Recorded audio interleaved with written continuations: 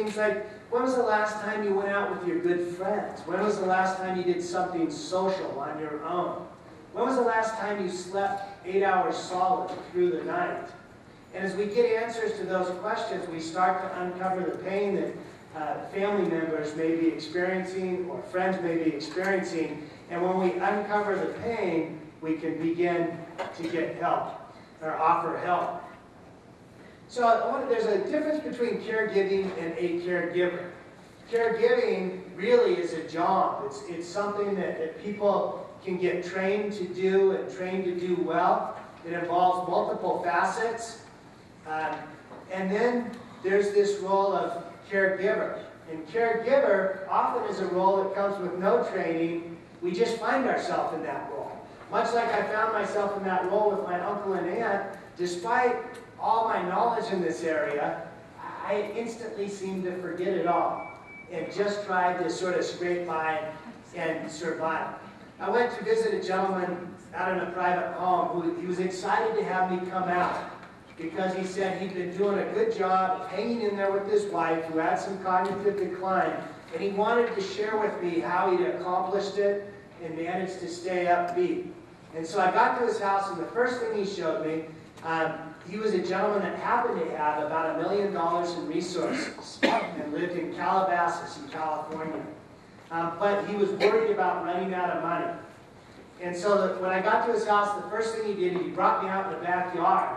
And he said, hey, I want to show you this. This is great. And across his backyard, he had clotheslines strung back and forth. And on those clotheslines were hanging lots and lots of disposable briefs.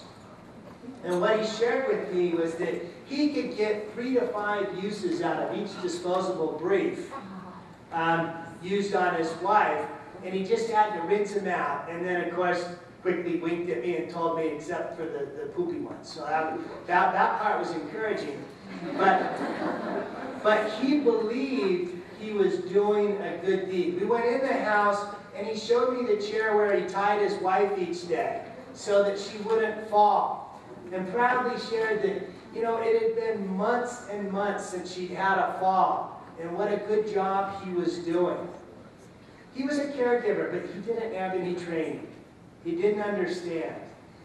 He was coping, but he was ignorant about what was really needed. And that's often the case with well-intentioned family members choosing wrong things that, by definition, are abuse. So other factors we know related to family care challenges is geographically, it just becomes really tough to care for family members for all sorts of reasons. And again, these are some of the reasons listed.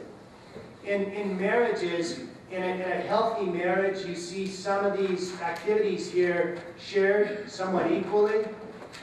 And when one of the spouses becomes a caregiver, what you see is that dynamic changes. And now it all falls on one person, and maybe they get some emotional support from the other, but often not. We see the same thing with a child growing up.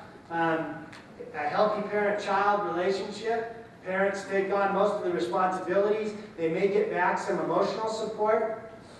But when it goes the other way, now the child's caring for a parent, and they may get a little emotional support, but what their job is to take care of all of these issues. And it can be, not surprisingly, overwhelming, resulting in a lot of really crazy statistics that are out there. And one of them, elderly spouse caregivers, when compared with the group of older adults not caring for a spouse, or a spouse that doesn't have care needs, they're 63% more likely to die than the control group. We know that the more experienced caregivers are more likely to suffer from depression, anxiety, insomnia than the rest of the population.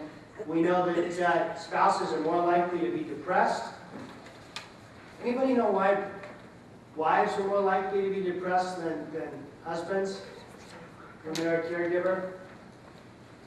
It's supposed to come naturally to us, right? Yeah, it's supposed to come naturally, right? You're supposed to be that caregiver, and so if you're struggling, it doesn't match your identity. That might be one issue. Any other thoughts about this? All the way in the back.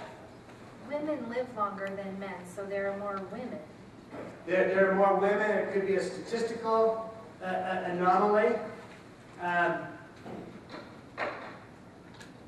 Women are better at self-reporting than men are. Yeah, and that's probably where I weigh in. Women are more open about their emotions and are probably better self-reporters than men. And at least historically, men have been socialized to kind of do this and sort of say, I'm fine, I'm not depressed, and really invest in denying depression. So one last dynamic, well, not a last dynamic, there'll be a few more, but this issue of control and resistance plays a central role in a cycle and pattern of precursors to abuse. As we start to decline in our functioning, whether it's physically, psychologically, or cognitively, people feel control slipping away. And one of the last vestiges of control is simply to resist. And I saw one of the best models of this I saw years ago, or heard actually. I was in my house, and I have two sons, and one of my sons was 2 years old. It was in the morning. And I heard this noise coming out of his room. And I walked down the hall and listened, and I heard him in there, and what I heard was him sounding like this. He was going, no, no, no, no, no, no. He was practicing no, getting ready for his day. He was working on his variety of no's, and he was going to be ready to exert some control in his environment. And he had all sorts of different variations of no that would help him feel a greater sense of power in the world. On the other end of life, older adults are not children, but when you feel a loss of power, no becomes the last vestige of control. And so I'm not going to do what you want me to do. And if your job is to care for me, that's pretty frustrating. And I get frustrated. And so I try harder to get you to do what I want you to do. Yes? And in addition to what you're saying, I agree with all of it. Children, babies in the ICU, to elderly in their last moments of life. Want to know what to expect next. Want to be able to anticipate, and that's a huge part of control of their environment. All of their life. So an excellent point was made up here that in addition to that no process is really that we all as human beings, from the time we enter this world to the time we leave this world, one of the things we try to do is to make the world as predictable as we can so we'll know how to manage that world effectively. And the harder that gets, the more anxiety producing it is. And if I lose my ability to predict what's going to happen next, then I just go into resistance mode. And we know when we think about the power of resistance and oppositionality, that the harder I try to get someone to do something, the more resistance is created and the more frustrated I become. I know that we often, in long-term care settings, used to talk about teaching people how to deal with resistance by joining someone in their resistance so that that resistance gets lower. A little different concept here, but power, control, and predictability are certainly central concepts that factor into people becoming frustrated in caregiving. And so people are left with this giant thing to juggle, and all these factors to juggle, and it's tough, and all these emotions are experienced, many of which have been mentioned today, and it gets hard to caregive effectively, and yet we know this. Really, our ability to help others is in part dependent on management of our own health and well-being.